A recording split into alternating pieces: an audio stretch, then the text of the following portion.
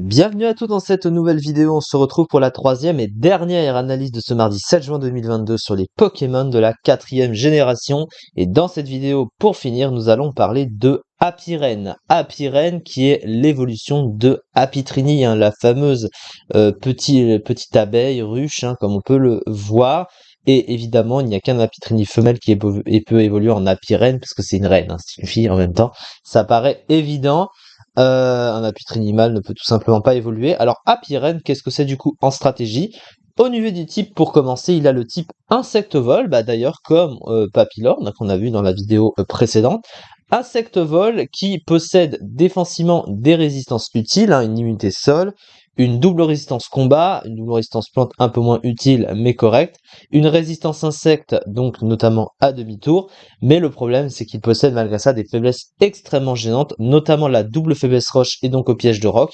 Alors lui par contre il est revenu en 8e génération, donc il profite aisément des grosses bottes qui l'immunisent au Entry Hazard, mais s'il ne les porte pas, il prend le risque de se faire retirer la moitié de ses points de vie en arrivant sur le terrain avec les pièges de roc. Donc c'est un peu presque une obligation pour assurer la durabilité du Pokémon. À côté de ça, il a quand même 4 faiblesses gênantes au type électrique, feu, vol et glace. Et offensivement, c'est un type correct, mais pas incroyable. Il n'est pas non plus tellement résisté. Alors, son double type est quand même résisté par le type acier, le meilleur type défensif du jeu, bien sûr. Et contrairement à Papillon, il n'a pas le même talent, l'anti-teinté, pour s'assurer d'avoir au moins des dégâts neutres sur certains types acier. Donc, du coup, c'est pas ouf. Mais c'est pas un double type qui est extrêmement résisté non plus. Donc, ça. Au niveau des deux talents, il a pression qui force l'adversaire à dépenser 2 points de puissance par capacité utilisée.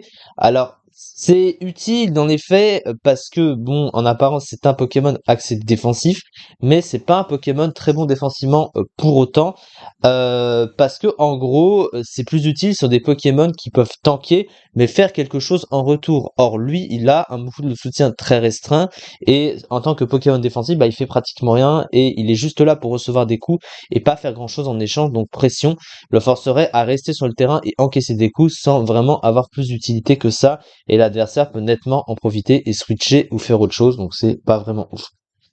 Son deuxième talent, c'est Tension, qui empêche l'ennemi de manger des baies, donc ça, c'est pas vraiment utile. Au niveau de ses stats, du coup, alors les apparences qu'on voit, 102 dans les défenses, donc ça veut dire que c'est un Pokémon orienté défensif, même si c'est pas vraiment adapté à ce genre de Pokémon.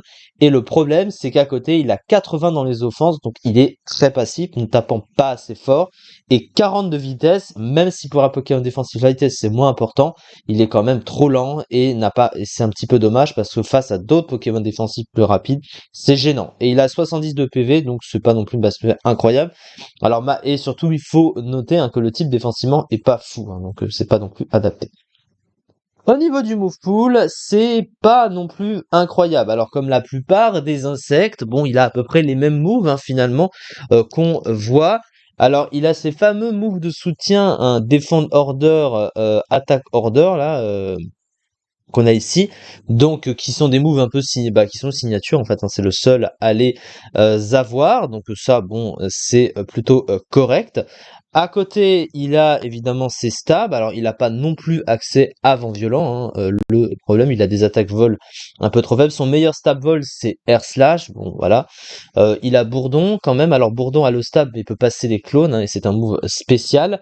Il a accès à anti-brume, il a accès à atterrissage quand même pour se soigner.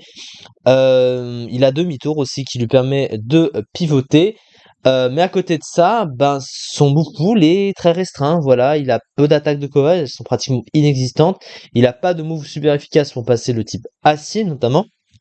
Et son move de soutien est très limité, alors que pour un Pokémon défensif, il aurait mérité plus que ça. Il a un accès à toxique ou au pic toxique, mais à part ça, pas grand chose de plus si ce n'est atterrissage et anti-brume, mais ça c'est très courant et il n'y a pas plus que ça, donc il est très prévisible.